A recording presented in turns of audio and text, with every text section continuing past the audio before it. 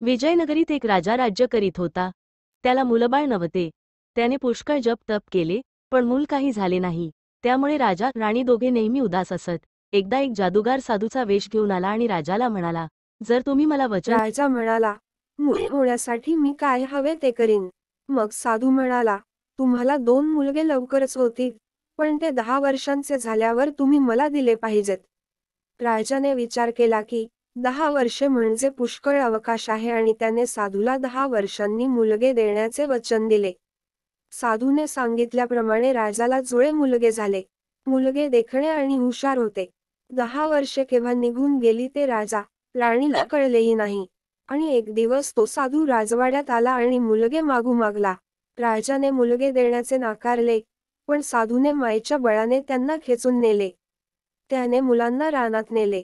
त्याने थोरल्या मुलाला राजाची शिकवण दिली आणि धाकट्याला जादूगाराची. इकडे राजा राणी मुलांना शोधत हिंडू लागले. योगायोगाने त्यांना धाकटा मुलगा नदीच्या काठी आढळला. राजा राणीने त्याला, तू आमच्या बरोबर चल, असे म्हटले.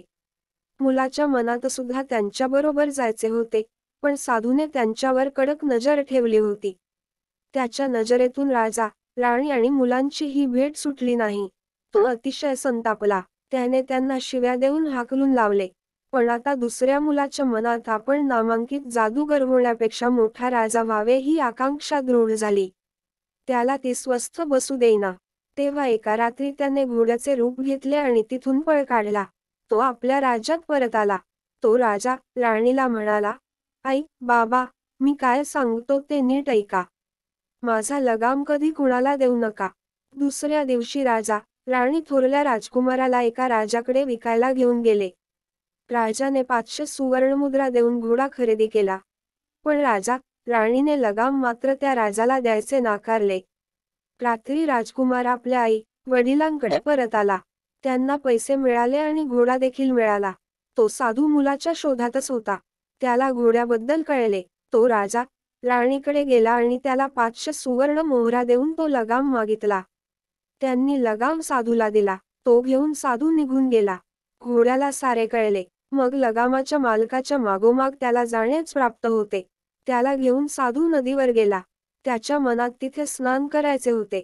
नदीवर गेल्यावर घोड्याने माशाचे रूप घेतले आणि पाण्यात उडी घेतली. साधूने तो मासा पकडला. इतक्यात एका घारीने झडप घालून तो मासा उचलून नेला. त्याबरोबर साधू ससणा होऊन घारीच्या मागे लागला. तेव्हा घारीने भयाने तो मासा खाली टाकून दिला. तो मासा सुदैवाने एका राजकन्याच्या बागेत पडला. राजकन्या खिडकीत बसली होती. त्या माशाचा राजपुत्र झाला. राजपुत्राने आपली सारी कथा तिला सांगितली. राजपुत्राचे रूप पाहून आणि त्याची कहाणी ऐकून राजकन्याचे त्याच्यावर प्रेम बसले. तिने त्याच्याशी लग्न केले. त्यानंतर तो राजपुत्र मोत्यांची माळ झाला. राजकन्या सदैव ती माळ आपल्या गळ्यात घालून असायची.